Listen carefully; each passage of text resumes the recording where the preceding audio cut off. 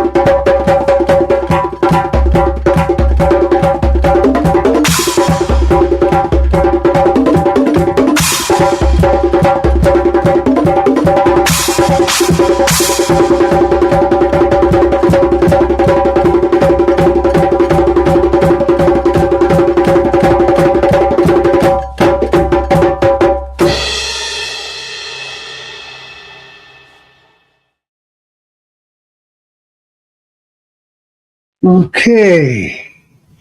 Welcome you all with love. And it's fun to dance with you all. Let me just put this in place. And we're going to talk about something that it seems to be in a lot of people's minds. And what it is the world's really a mess. What are we going to do about it? And so uh, let's just start with a minute of silence just to think about that.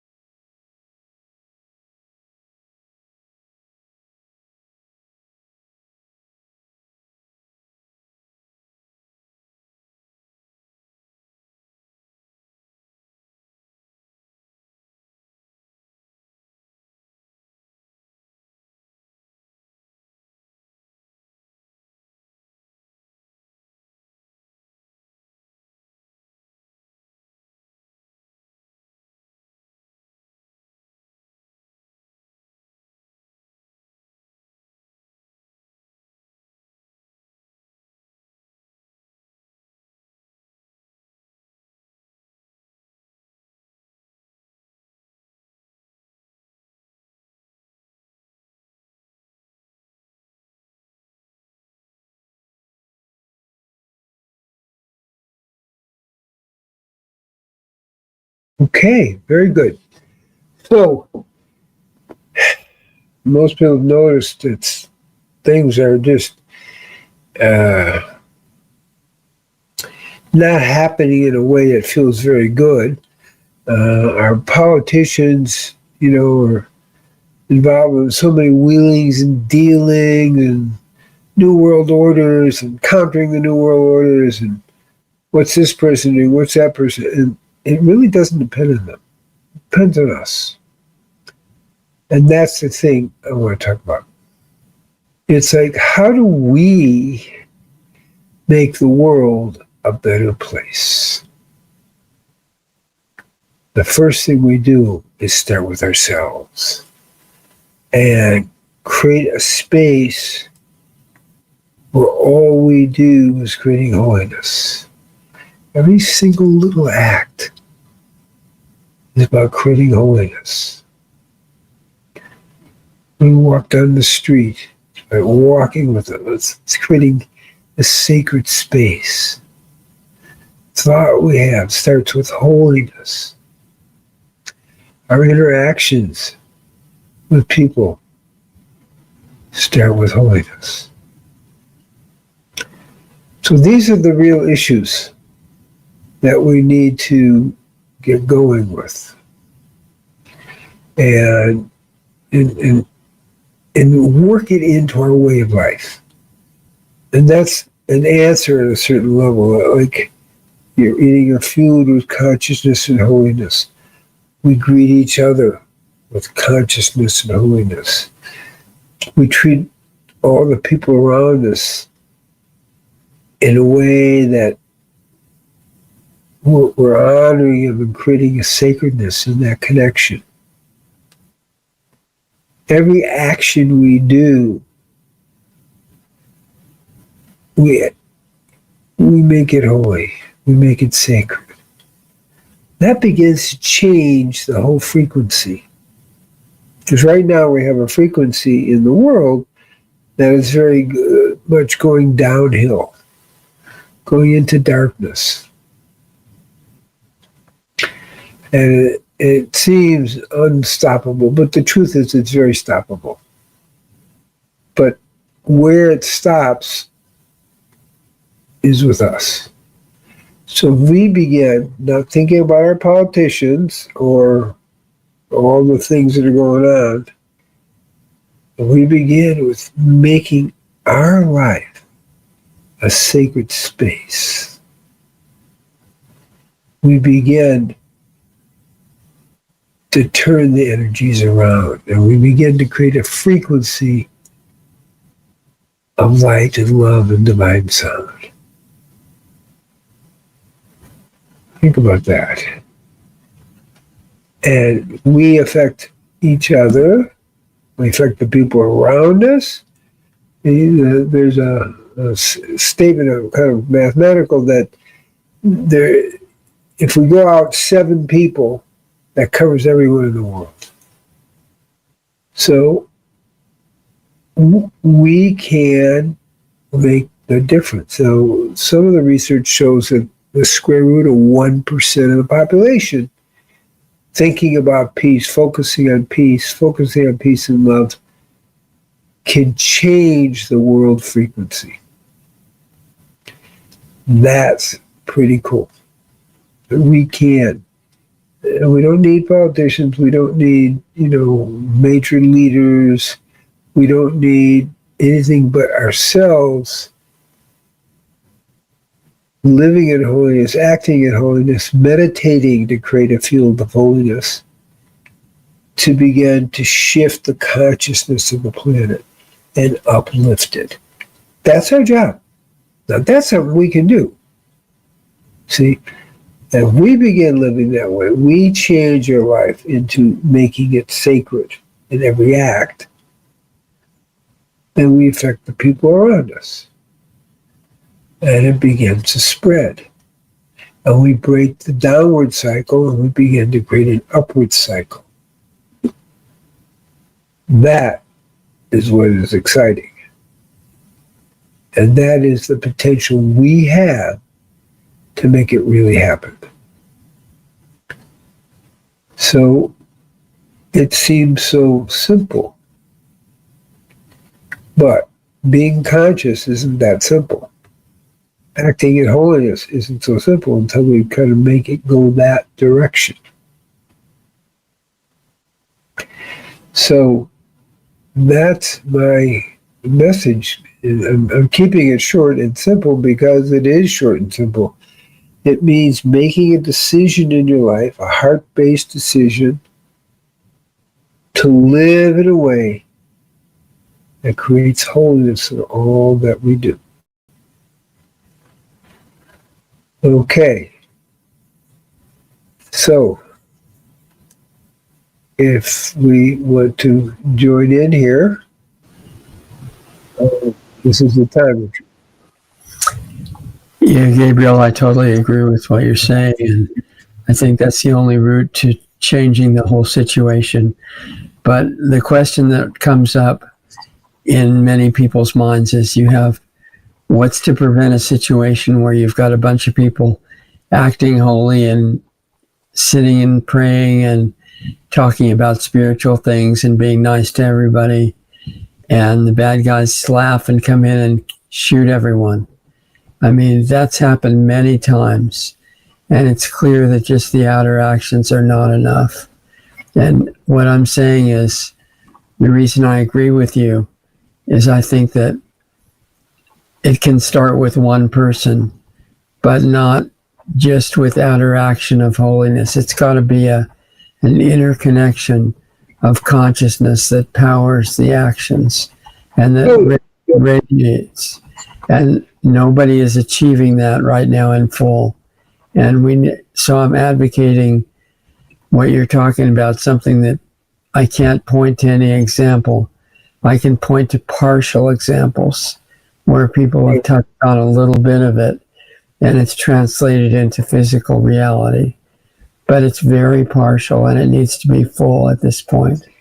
So we're asking for something that isn't being done. And I think even though you can do calculations with numbers of people that are required and all that kind of stuff, but that there's a big missing piece in that calculation, which is it all depends on the quality and depth of connection. And if you've just got a bunch of people that are outwardly doing it, you can have 90% of the world involved and it's not enough. And if you have the connection to the level of consciousness that we haven't gotten yet, one person can start the chain reaction that reaches the necessary number. So we're talking about something that's new. It's not really new. It's based on who we are and where we came from. And it's so powerful that when anyone actually reaches that level, everything can change. So I'm agreeing with you with that understanding. Well, it's a good understanding, but what I feel is you've made it beyond our reach. It's easy to say that it's impossible because nobody's doing it right now. But it's too late for partial results. It's got, X% reduction in crime. The clues that we've seen, that's not good enough anymore. We've got to really reach a deeper level, and that changes any actions that we do, rather than the actions creating the consciousness. Well, let me be clear that actions do come from consciousness. And what I was talking about is we create a consciousness in which we're living in a holy way, not just doing actions. The actions are the end of it. It starts in your mind, then it goes from a thought to a thought form to an action. That's the way it works. So, which is happening now. What was that? It's happening. I'm sorry to interrupt, but it's like it's happening now, because if we say hello to somebody, it doesn't appear to be an extraordinary thing to say. But the consciousness that you're carrying radiates out of whatever you do or say. Yes. And that's exactly the point I'm making. So as we change our consciousness, we work on ourselves, we meditate, we pray, and we create a lifestyle that's creating, but it comes from inside. It doesn't come from outside, like doing just superficial things. Like, it is an internal awareness that manifests in creating an outer sacredness. And I think that's what you're saying, and that's definitely what I'm talking about. Right. And the outer things in the lifestyle are big helps while you're in transition. Yeah. The other thing, though, that I think is important is we have to start with where we are and not make it so impossible sounding that's like, well, why bother? I can't do that. So I tend to like the one step at a time approach, where we make this one step, change. It's a shift in consciousness. And another step, and we change, and we shift in consciousness. And that way, it's additive and it's all attainable for everyone. It's the guy walking to the mountain, and somebody says, "What are you doing?" "I'm walking the mountain." "Well, that's such a big project." He said, not when you take it one step at a time. Right. And so we have to take it one step at a time to make it work. We have to take it of one shift in our consciousness per time, and then it gets bigger and bigger. And it begins involving everybody in a natural frequency of upliftment. Right. And we're creating a sacredness as we happen, so to speak. Right. For the vast majority of people, the step involves some form of letting go of the chaos that you're carrying around in your emotional state and replacing it with receptivity to what's inside, which you don't have to create because it's already there. I couldn't agree more with you. That's why we recommend always meditating as a way to get in touch with that divine essence of who we are. Yes. That is how that works. And I think that's how we have to start. But we don't want to stop with, I'm just meditating. We need to take the step of, from the inner consciousness, have an emphasis on an outer consciousness. There's a form of meditating that everybody is doing 24 hours a day, every day, even if they don't know about it. And it comes down to what they're focused on and what they're receptive to. And it's not enough to just do the 10 minutes a day, but to think about and become conscious of where your attention is the rest of the time. Yeah. When you're meditating, if you're deeply meditating, you are going into a different brainwave awareness, into that theta awareness where you're feeling more of the oneness. In that state, it's easier to access that kind of greater awareness, which is what we're talking about. Yes, and holding on to it the rest of the time. No, holding on, it's who we are. Holding on it keeps a separation. What I'm suggesting is that's already there, and we need to keep accessing it more and more and more until it radiates through entirely. Right, exactly. And then it becomes a timeless practice. Except it's no longer a practice. It's a way of being. Which is really important. We want to move away from, a practice to this is the way I am. Right. I move in holiness. I move in sacredness in every moment. And so there's this transition that has to take place. We got to start somewhere. That's the point I'm making. What we think is natural is actually artificial and just long habit. And what we think is impossible is natural. So those have to be switched. Yeah. So how do we do that? Well, we get in touch with that inner divine light and love that's in us and peace that's in us.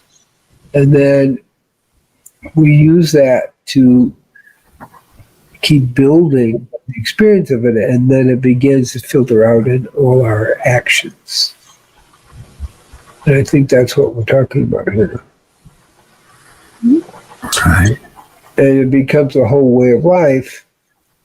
And the end product of that is, if we choose, is to create holiness in all that we do. And we can remind ourselves of who we are. Yeah. And that's the reason for how you treat other people, is realizing who they are too. Right. Right. Did we just say it all? What? So I didn't hear that, Gabriel. Say it again. Did we just say it all? I don't know if there's a lot more to say about this. Yeah, I mean, the truth can be said in a minute, and the rest is just elaboration. Okay, well, I'm ready to stop. I think it's great. I think we came to a clarity, and when it's clear, it doesn't need a long explanation. It just resides in the delightful truth and light and love of who we are. And it comes naturally when you realize that who you are is all beauty. We're told in many ways that looking up to ourselves and who we really are is egocentric and wrong.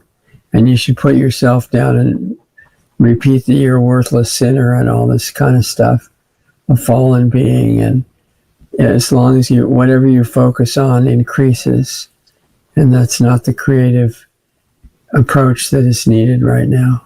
It's I totally agree. We need to understand the deeper truth of who we are. One of the motivations, however, is to acknowledge, well, I'm not there yet, but that's okay because I'm going in the right direction. That's right, and who you really are is there. Yeah. So it's good. You're just going to go ahead. That takes away the tendency to wish bad things for people that are acting badly. And you start realizing it's because of the illusion that they're under. Yeah. Yeah. Okay, good. I'm just going to mention to people about the World Peace Meditation, Sundays at 6:30, every Sunday evening. It's really 6:20, and then we meditate for about 22 minutes and do a world healing visualization. So I invite everybody to participate in that. I'm also going to mention that we are doing an internet fast on October 21st, and you can go to Dr. Cousens spiritualfasting.com and get all the information on it. Because we do spiritual fasting. We're meditating twice a day. We're doing the yoga. We're doing a variety of things. So you can go to drcousens.com or Dr. Cousens spiritualfasting.com. So I invite you all to participate in that. And I will mention, because people are asking, I'm still taking new clients. Yeah, Dr. Cousens spiritualfast.com. I'm still taking new clients, which that's at our regular website, or really info@treeoflife.nu, and you can sign up for an appointment. It's more of a long-term thing. We work over time. It's not symptom-oriented, but it's like elevating the whole beingness. So I am taking, at this moment, open for appointments. So with that, peace be with you. Thank you, Richard. Thank you, Doug. And peace be with everyone. Richard. Thank you, Gabriel. I'm glad that you're giving people personal encouragement like that, and it can be really helpful. I know that the examples of people pointing the way to these things makes a huge difference in life. So I urge people to take advantage at whatever level they can and work on yourself, not with the idea that you're an insignificant being, but that there's infinite power that can flow through you in the direction of unconditional love for all life. And it's different than division between groups and religions and things like that, where people assign other groups to being the bad people. It's universal love, and it changes your consciousness, and it can be started any time. So the reason to work on yourself is not just to feel better while the world burns. It's because of the power that can come through you, even if you just are the only person doing it, can change the world on a physical level. And we need to demonstrate that now. It's the work of us. So have a great week and love to everybody, and we'll see you here next time. Take care. Blessings and love to everyone. Thank you, Doug, behind the scenes. Oh.